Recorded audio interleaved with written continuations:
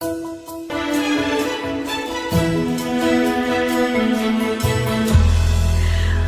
back to Open House. Thank you so much for joining me, Susan Ng, and Pei Fen Ning from 99.co. We're going to head off to a conversation now, all about colonial houses in Singapore, what they are, what defines them, and also some of the architectural features that are characteristic of these properties.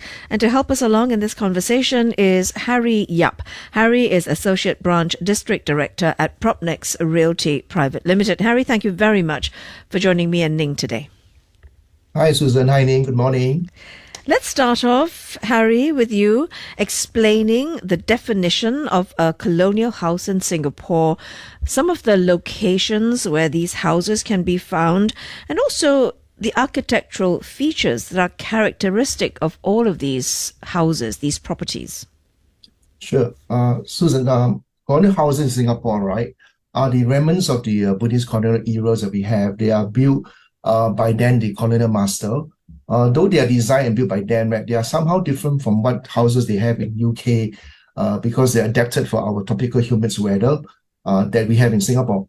So where can we find them? They are found primarily in areas Singapore Central, Holland, Bukit Timah, East Coast, and some are in military installation like Changi and Seletar air bases. These houses feature distinct elements, which many have steel construction. I to say they have the legs, wooden or concrete legs. This needed to cater for floods and ponding or even heavy rainfall during that time. They also have pitch roof. Pitch means that they have angle for rainwater runoff. And these houses have a lot of roofless window for ventilation. Mindful that at that time there's no air conditioning. And they have very spacious veranda area to provide relief from the tropical heat. Means that there are a lot of outdoor area. So now, despite their British influence, right, these houses are often incorporate a lot of architectural elements from our local culture, including Malay, Chinese, and Indians.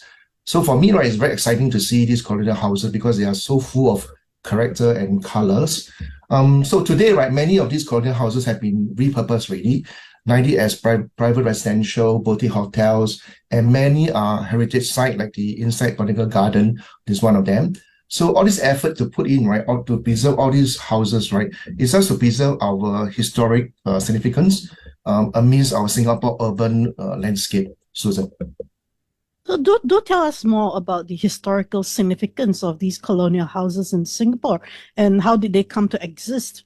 Wow, that's a very interesting question because, you know, Singapore was fall under the British rule in 1819, right? That was a long time ago.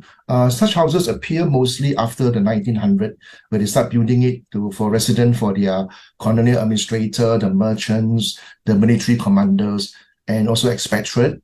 And also our local merchant master, we call Tauges lah. So these are they built for them. So they are mostly constructed with a local labor, with foreign engineer and architect. Don't forget, these houses have been built then, right, have went through a lot of events in Singapore, including the World War, Singapore independence. So during that time, right, these houses were served as military barracks, hospital, shelter during the war. So both Singaporean and Allied forces now. So when Singapore gained independence in 1965, right, the preservation and repurpose of these colonial houses become very important part of Singapore historic heritage. That's where we come to till now. It is so important for us to preserve our heritage, absolutely, our history, and these are really testament to what the country has gone through as well.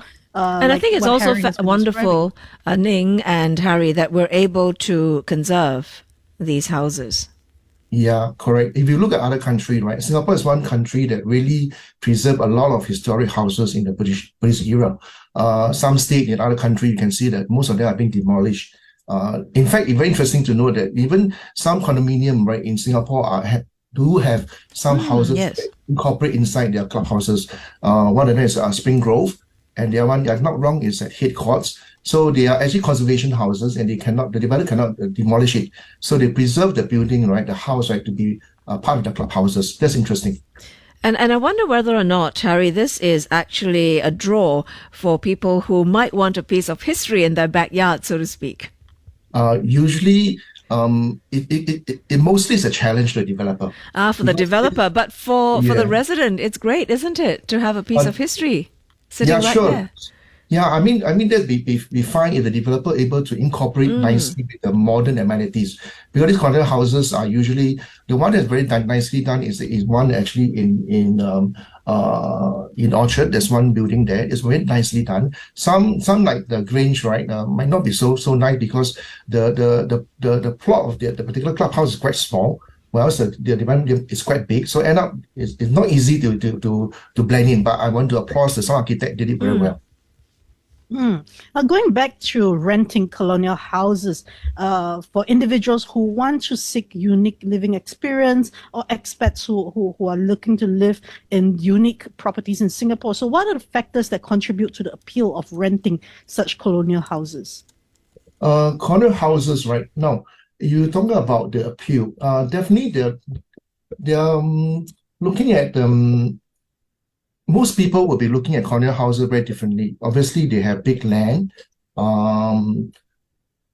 They also have a lot of, usually these houses are very close to those, the natural reserve. So when looking for houses for these black and white houses, remember that you're saying a place, a historic place, you have an old house and everything. So this actually appeal to a lot of expatriates, especially when coming to Singapore, when everything is actually like concrete boxes.